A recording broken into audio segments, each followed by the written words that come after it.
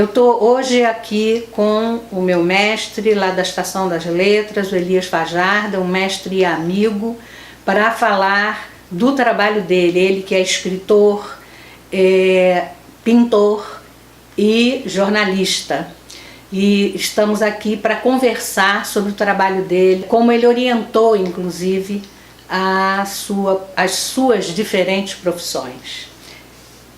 Tá, Elias, vamos conversando de quê? Começando pela literatura. Pela literatura. Isso.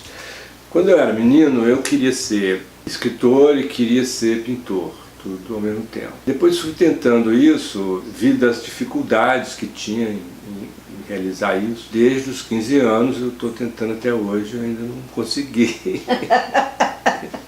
Eu estou com 70.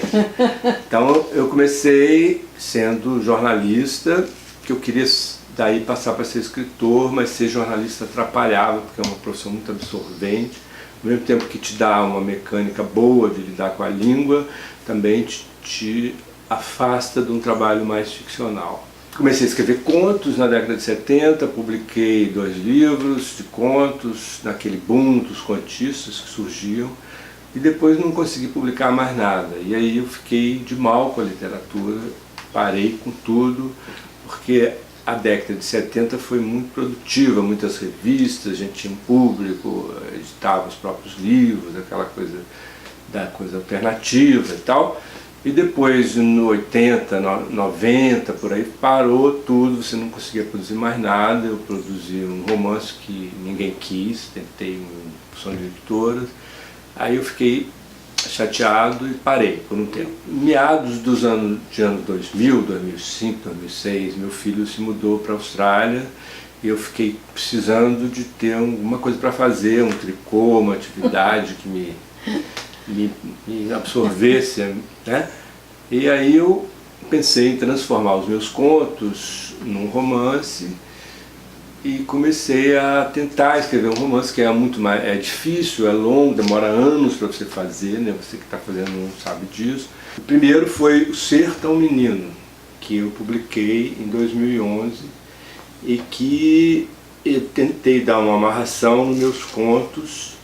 Então eu vejo esse livro aqui que vai misturando letra de música, uma colagem, é uma reflexão, é um livro narrado na primeira pessoa que tenta esboçar uma linguagem mais pessoal. E esse se passa em Minas. Esse se passa em Minas, é a trajetória de uma criança, de um adolescente que vive lá na década de 50, por aí, depois ele resolve ir para o Rio e sair daquela situação limitada e opressiva de uma pequena cidade e vai para o Rio. Então a última cena ele vai para o Rio. Certo. Aí uma amiga falou, mas eu queria saber o que acontece depois. Então, aí eu peguei toda uma parte de ficção que eu tinha, falo de coisas que se passavam no Rio, entre 65 e 68, que aí tinha a ver com o movimento estudantil, tudo, né, as passeatas, o clima cultural, quer dizer, tinha havido um golpe em 1964, mas a parte cultura continuava, então aí tinha Opinião, tinha o Teatro do Zé Celso Martins Correia, Tropicalino, então isso mais ou menos vem aqui. Então esse aqui vai até 68, acaba na Passeata dos 100 mil. Tá? Esse é o Aventuras de Rapaz. E todos os 3 são publicados pelas 7 Letras e tem os desenhos, as pinturas da capa são minhas, né? Tá. Esse aqui também é tua. É. Cansei do personagem eu. Falei, que coisa chata ficar fazendo coisas em torno da minha vida pessoal, né? Então resolvi fazer uma coisa que não tivesse nada a ver comigo. E peguei 2 escritoras que eu achava representativas do não reconhecimento, quer dizer, porque elas sempre trabalharam pra caramba e nunca não foram reconhecidas em vida, né? Foram só depois, e começar uma ficção a partir disso. Então veio Belo como um Abismo, que partiu dessa expressão, desse verso, Belo como um Abismo, É uma gata chamada Emily, que vive no século XX, com o seu dono, etc., numa casa no Grajaú. E a gata, ela é sensitiva, ela recebe personagens históricos. Então, ela recebe a Emily Brontë, a escritora inglesa do século XIX, e a Emily Dickinson, também do século XIX, americana, poeta. Duas mulheres que tiveram um trabalho maravilhoso, mas que ninguém reconheceu, nem dinheiro, nem fama, nem nada.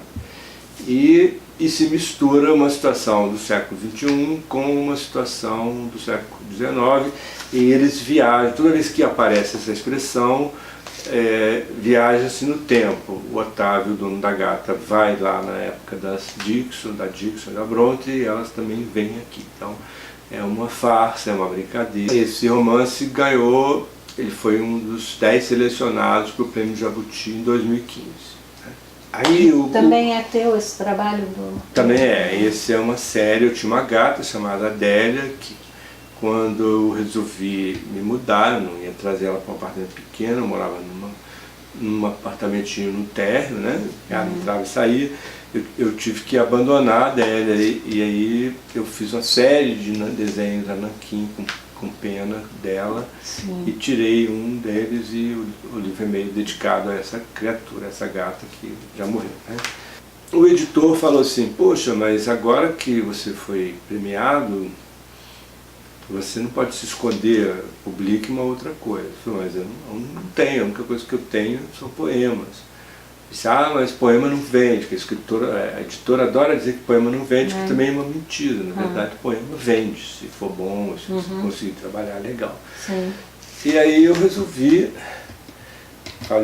publicar um livro de poemas do Vai e Vem, com ilustrações minhas. O projeto gráfico foi todo feito com uma amiga designer, Paula Nogueira, e foi uma experiência maravilhosa criar o meu próprio livro desde o início, né?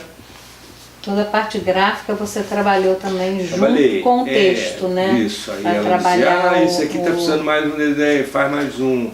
Esse aqui está muito grande, você não quer cortar um pedaço? Então, foi uma parceria, né? Uma pessoa que é muito próxima a mim, a Paula Nogueira, e a gente ia inventando o que fosse melhor. Então, chama atenção isso.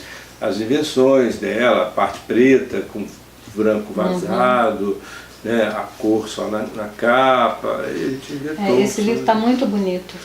Tá muito bonito ficou mesmo. Legal o livrinho.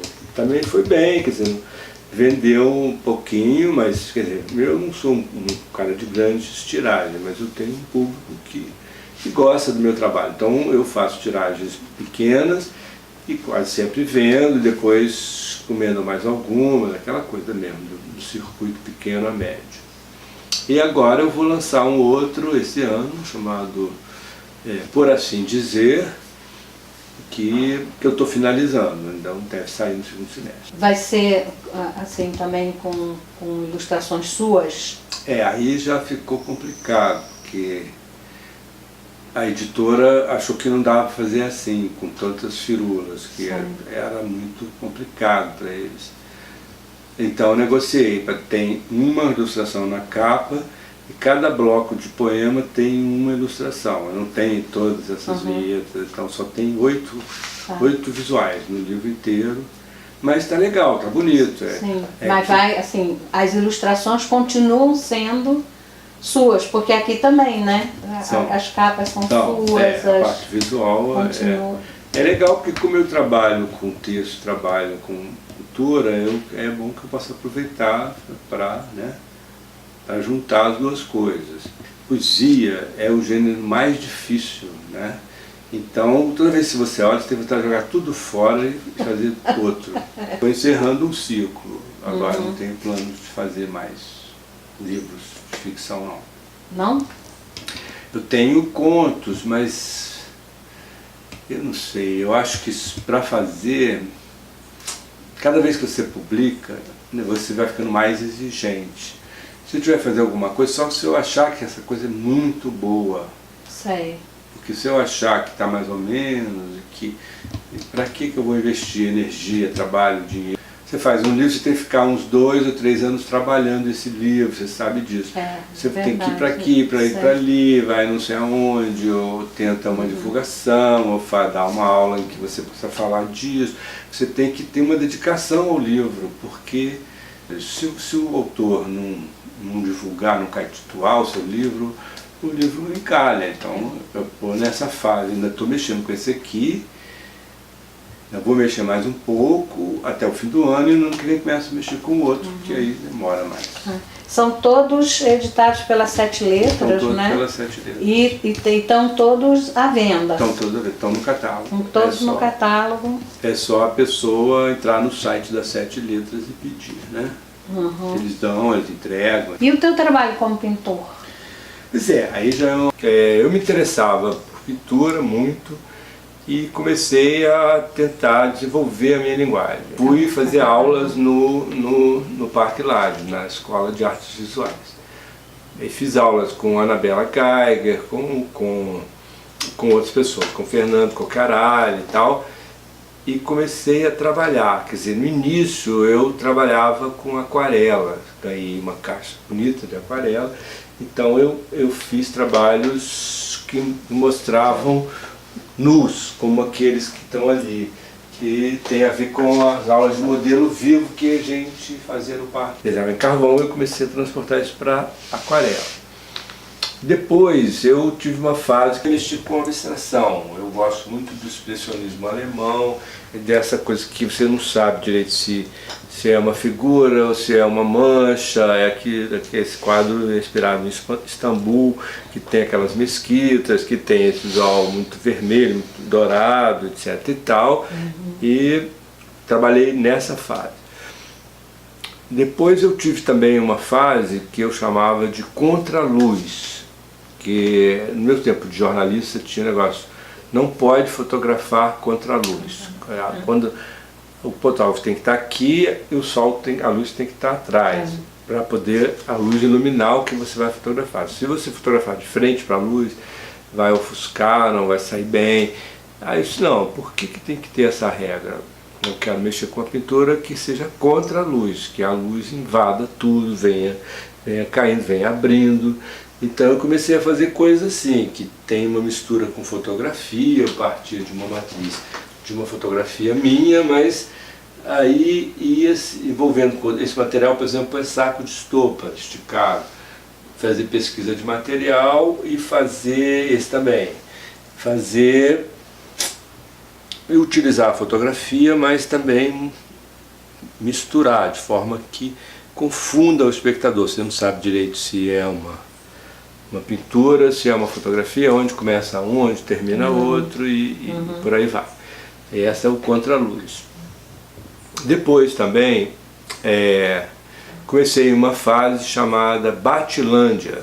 Eu tenho uma amiga que é antropóloga e eu falei que os bate-bola, que são uma parte não nobre, uma parte menos valorizado do carnaval carioca. São as turmas dos subúrbios que se vestem de bate-bolas, com uma roupa completamente incrível, que parece uma coisa medieval, tem uns coletes, mas na mão eles carregam umas coisas de Disney, então misturam pop com Idade Média, com um calor terrível, nego cheio de pluma até a cabeça. São rapazes, as namoradas vão atrás carregando as tralhas, a água, e eles saem nos subúrbios e vêm para o centro da cidade. Eu achei aquilo muito bonito, um visual diferente, coisa que tinha nada a ver com escola de samba, com essas coisas. É outra jogada. E aí eu fiz um vídeo sobre isso, eu e a minha amiga Lília Vale, que é uma antropóloga, e comecei a trabalhar numa série com eles. Então fiz muita coisa, fiz uma exposição no Sesc, só com esse trabalho. Aquele outro também, né, dessa fase. Também é dessa fase. Daí eu ia para a Cinelândia e ficava fotografando, selecionava os melhores. Então essa é a série Bate-Bola. E finalmente a terceira fase, que é essa aqui, chamada Velocidade Máxima, que eu comecei a me interessar pelo chão. Comecei a trabalhar com aquilo que os designers chamam de sinalização horizontal, que é quando você anda na rua, essas setas, esses números, essas retas, essas curvas que a prefeitura pinta no asfalto da cidade. Ah, sim. E a partir disso eu fui misturando fotografias minhas, fui misturando a bicicleta, visuais do aterro, visuais do Jardim Botânico, e criou uma série chamada Velocidade Máxima, que brinca com a velocidade, com o movimento, etc. Tal. Então, essas são, quer dizer, meu trabalho audiovisual é isso, mistura pintura com fotografia e busca achar uma linguagem minha e busca incorporar uma estética que eu gosto, que não é uma estética comportada, é uma estética mais borrada, com muita cor, com cores violentas, que tem muito mais parentesco com o expressionismo alemão de 1920 e o expressionismo norte-americano de 1970, o Polo, que é esse pessoal todo, os abstratos, do que com a coisa comportada, do impressionismo, da pintura de salão, digamos assim. Né? Essa tua evolução na pintura, né, as diferentes fases, teve alguma correspondência com a tua escrita ou as duas coisas não se cruzaram? Não se cruzaram. Não se cruzaram. Não. A pintura foi evoluindo na medida que eu ia estudando, que eu fui investindo, que eu fui fazendo aula, que eu fui comprando livros, que eu fui estudando, né? Depois comecei a dar aulas de História da Arte, isso também me ajudou a sistematizar. E ela evoluiu até o ponto em que eu fiquei meio imprensado, até por uma questão física. Por que eu parei de pintar? Um pouco porque o meu ombro comecei a ficar com problemas de ler aqui, de tanto você fazer um quadro grande, você fica, isso aqui dói e dá artrite. E segundo, eu não tenho de guardar. Também você pintar para deixar tudo enrolado sem esticar, não é legal, entendeu? Então eu parei por uma questão, sei lá, física, de não ter muito onde botar e não ter para onde escoar, né? Então, na verdade foi isso. E a literatura não, a literatura evoluiu. Hoje em dia eu estou mais interessado em desenvolver um pouco mais, talvez, meu trabalho na ficção do que meu trabalho nas artes visuais. Pedaços de mim, eu desmonto a ausência da Ana. Com pedaços de mim, eu desmonto a solidão.